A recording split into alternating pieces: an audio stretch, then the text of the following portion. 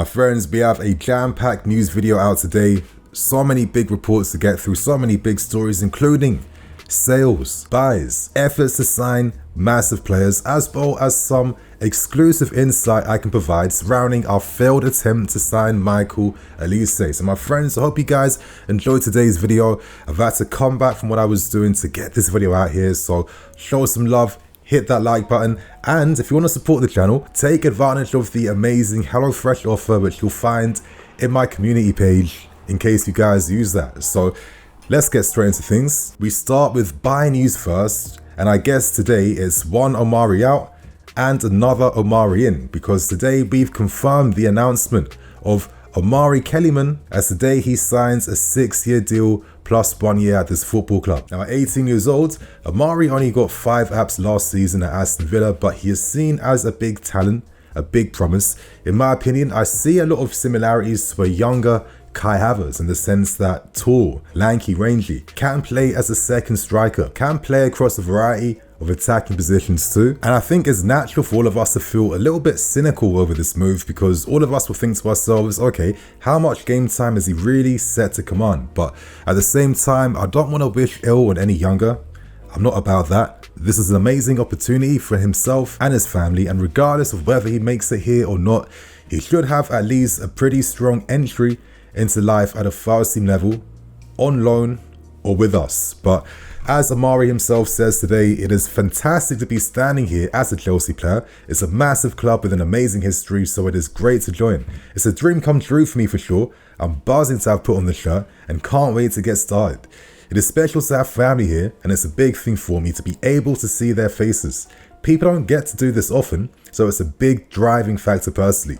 The fact that I just want to make my family happy and proud has probably been my biggest driving factor, and it gets me going every single day. This was a big attraction for me.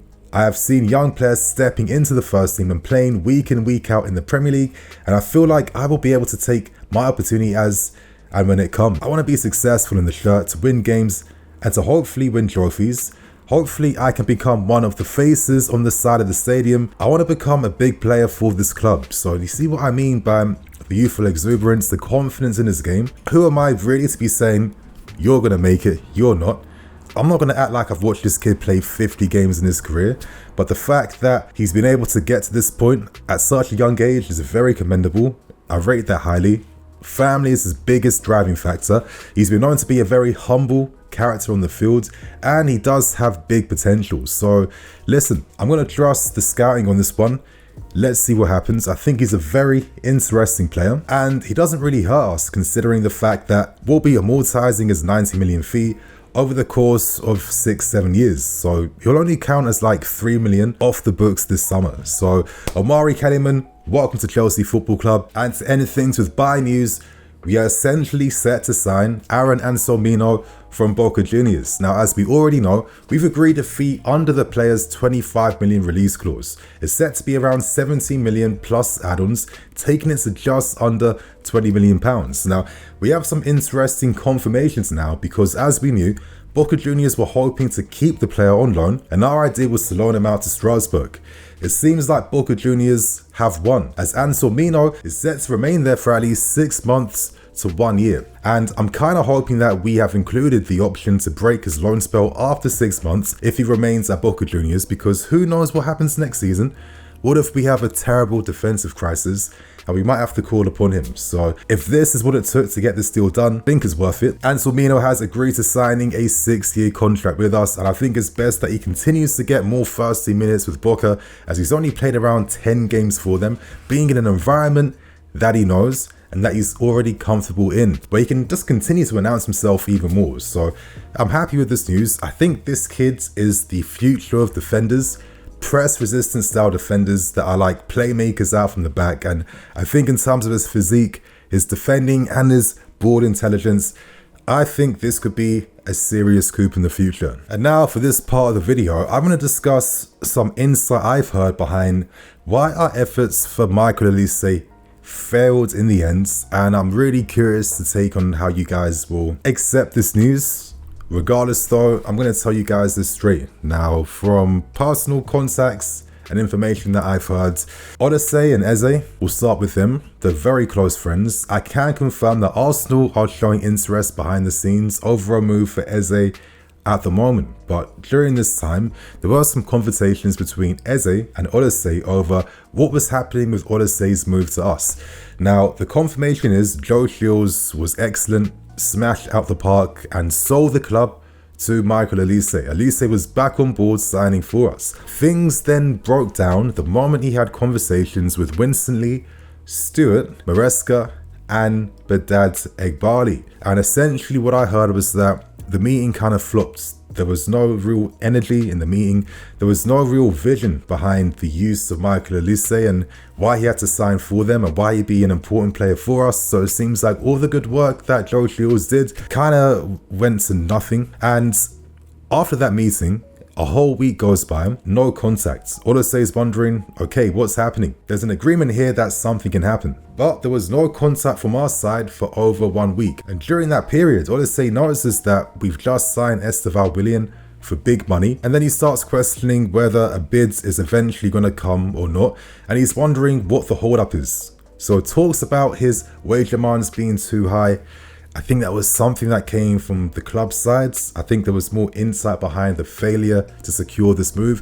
And during the times we were kind of wasting time, not finalizing our efforts for Michael Olise, Bayern Munich got wind of this period. They took advantage straight away. They swooped in and Olise was like, you know what, I'm not going to waste my time now. I've got something concrete here and you're still dangling a vision in front of me. I think it's a bit mad. I'm a bit disappointed by the news when I heard it, but I like to try and be objective because it's not like I'm in the official meeting. Sometimes when you hear exclusive reports or get insights behind the scenes, you're getting insights based on someone's personal perspective. So sometimes you have to look behind the perspective to try and see what was really going on. I'm not an expert, but could there be an argument that the club had to spend more time focusing on Aston Villa because we put in more work to get this deal done? Imagine we sign Olise before Aston Villa gets confirmed. Could Aston Villa then think, what am I doing here? I've got more competition my way. The vision you sold me isn't really matching the reality right now. Could that be an option? On the other hand, could the ownership maybe have decided, you know what, maybe we don't want to invest all this money on Olise when we have players that can play in this position already? Yes, Joe Shields, you did amazing, of course, to create this opportunity for us, but we're now having a bit of a different minds and a different opinion.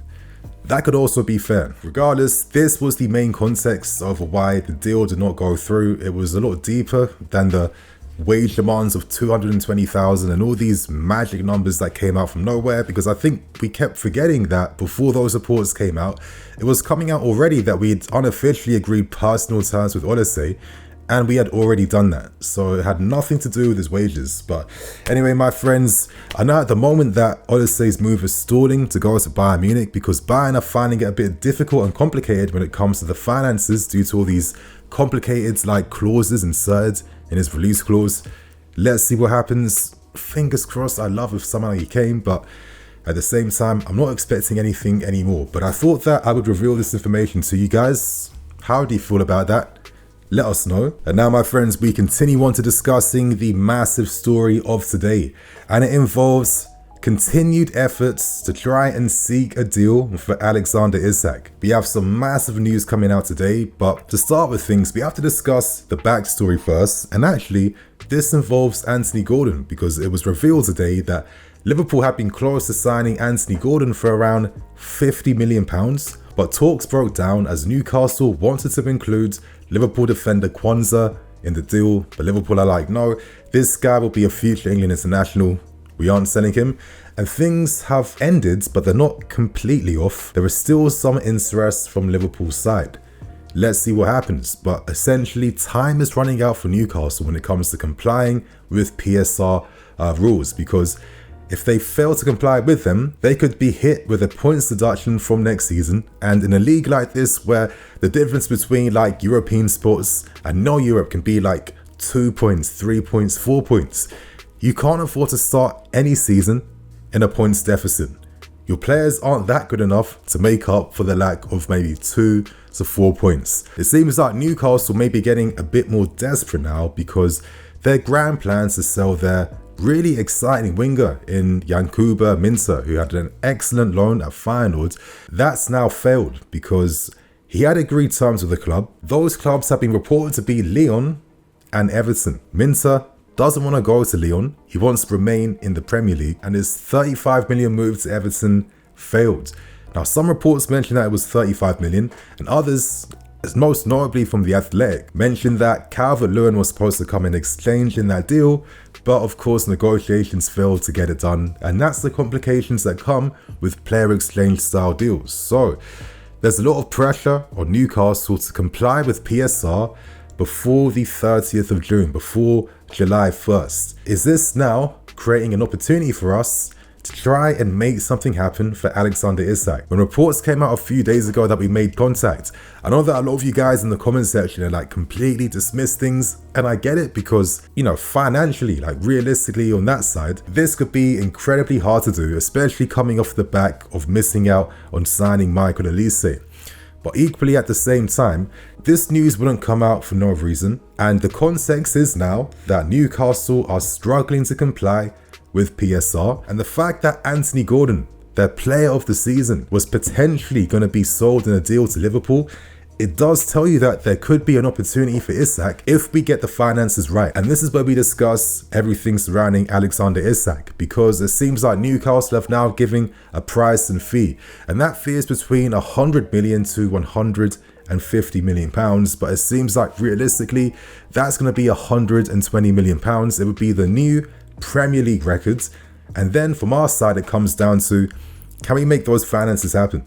And when you consider the profit we've made so far this season, of course the sales of Lewis Hall, Omari Hutchinson, Ian Maatsen, that's nearly 90 million in profit. And from a PSR perspective, that's around like 75 million pounds in pure profit. So that's a lot of money. We've never been put off spending big money on players like this because we can account for these types of efforts, right, by giving players long contracts. I guess the only complication would be, what would be Isak's wage demands? Now, Newcastle were set to offer him a new contract extension. Let's wait to see what happens within the next 48 hours. But would it surprise me if Isak wanted around 200 million? I don't think so. And then from our side, would we offer him wages like that? Because he would be one of the highest earning players in the team. But then you think he's one of the best strikers in Europe. And when you're one of the best strikers in Europe, you're allowed to demand top money. So it's kind of funny that from my side, I'm more scared about whether we could afford his wages compared to actually being able to find a way to finance any move for Isak. But we are also learning of more reports. Now let me interrupt things, because in a surprising twist of events, as reported by Jacob Steinberg of The Guardian, he reports that we have possibly made Nicolas Jackson available as part of a player exchange for Alexander Isak. Now, these are just discussions. This doesn't mean anything. Maybe we're simply testing parameters. Who is the best possible player that you take from us? Who's the worst? Who's the most realistic? We're only getting a fraction of discussions being held right now, but it is interesting that Nicolas Jackson has been possibly involved in any potential deal. Could that make Newcastle budge? And then, this is a lot for me to take in. I'm going to be lazy. I'm going to ask you guys, how do you feel about this? Would you sacrifice Nicolas Jackson right now for Alexander Isak? Is this stupid news? Let us know below. Unsurprisingly, involving players being exchanged in a deal. And there are three players right now that have been discussed. One is Trevor Chalobah. It makes a lot of sense, as I've said, because Newcastle need a profile like this in their team. Another player offered is Armando Broja, because Newcastle need a striker. Now that Calvert-Lewin flopped, they need a striker with Premier League experience. And the surprise player that's also been included is Conor Gallagher. Conor Gallagher potentially could make that difference in terms of maybe tempting Newcastle into a sale. It really depends on whether Conor Gallagher wants to move to Newcastle, because these deals flop because you must satisfy all parties. And if you're going to include up to 3 players in a deal for Isak, that's 3 players' needs you must meet, and that becomes incredibly hard and incredibly difficult. Hopefully, if by some miracle we could make something happen here, I'd like to think it would be big money plus maybe 1 player. maybe a loan on top. I don't think we could include 3 players just like that, but I feel a bit more hopeful that because Newcastle have maybe bigger sporting ambitions compared to other clubs we're hoping to sell these guys to, could that be enough? Could Eddie Howe speak to them to persuade them, listen, you'll make us big, you'll be a star here. We're a club that still has a big future ahead of us. Once we start getting more revenue as a club, we can start investing even more. And don't forget the fact that a lot of our players are international players. So you know that you'll have strong international recognition if you come to Newcastle. Personally, I think we need to sign at least one upgrade signing this summer. Otherwise, I feel like it's been a pretty pointless window at the moment. It's nice to sign exciting talents for the future. Anselmino, I'm happy with that. But my lord, there needs to be an upgrade signing made in this team. And I think Isak could be that one player I would be happy with to get done. But we must commit to that. We must be ambitious and we must take a risk in that sense. I think the risk for Isak is worth it because I think he makes that difference between places outside the Champions League and in the Champions League. And to think that we would be signing him before he's even reached his peak, this is the type of signing I would put my money where my mouth is. If it means that I need to say no to Dewsbury Hall to have a bit more money to spend on Isak, because Isak has proven he will reliably bring in 20 goals minimum a season. Imagine those 20 goals over the course of his 6-7 year contract hypothetically. That could actually take us somewhere. So fingers crossed we get positive news, my friends. So fingers crossed we get some positive news. Please give us something, Lord, this summer. And my friends, let's now end things with the final reports. And we end things by discussing the latest sale exits as we say goodbye officially to Maatsen, who signs a 6-year deal with Aston Villa. Now to receive 37.5 billion is big business. Villa feel like this is a great price because he can be one of the best fullbacks in the league. It hurts to read that, but he has that type of potential, especially under Unai Emery's system for next season. Regardless, we had to make this sale to comply with PSR. To bring in accounting profit like this is ridiculous. That's a lot of money and it does stretch us a long way. And realistically, we weren't going to get bids like that for Cucurella or Ben Chilwell, and we couldn't afford to wait. So I can see why a sacrifice was needed and was made, even though I think Maatsen will have a very successful career. So good luck to him. I'm looking forward to see how he does under Aston Villa next season. We also say goodbye to Hakim Ziyech finally, as he's officially signed for Galatasaray on a permanent deal after his loan spell. I think we'll pocket around like 3 million in total for this move, so it's not that bad. And most importantly, we take him off our wage bill. I think he was earning around like 120 to 180,000 a week. Honestly, I've always felt like Ziyech's time here was incredibly cursed. The guy I saw at Ajax was one of the best players in Europe at the time, in my opinion.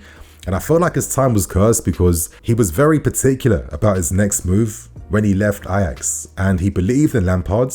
He believed in that vision to play alongside Reece James down that right-hand side. But the moment he came through, he gets injured in pre-season, and the moment he comes back, Thomas Tuchel arrives, and Tuchel had no plans for a player like Ziyech in a system which relied upon using more central attacking mids. So outside of just failing tactically on the field, he also failed at securing big moves to clubs like AC Milan and of course infamously Paris Saint-Germain. So it's just not worked out for him whatsoever. So we saw glimpses, but sadly his time could never really come to life like I hoped. But anyway, good luck to him because he's a player that I still like to this day. And obviously we discussed the big sell involving Omari Hutchinson to Ipswich Town, as we've included a 25% sell-on clause in his sell, and this is good news. Now on top of this sell, Arsenal have receive around 15 to 20%, and that's going to be around like 3.375 million to 4.5 million pounds from the 22 million that we agreed with Ipswich Town. So Arsenal have made around like 6.5 to 7.5 million pounds from his sale plus the sell-on clause. So when you take away that fee from the profit we've earned, we've profited around 50 million pounds for Omari Hutchinson, which isn't that bad. And considering the fact that we've also included that 25% sell-on clause, it means that if Omari Hutchinson smacks it at Ipswich Town, which is very likely, he'll leave for bigger money, we'll pocket 25% a quarter of whatever his potential future sale may be.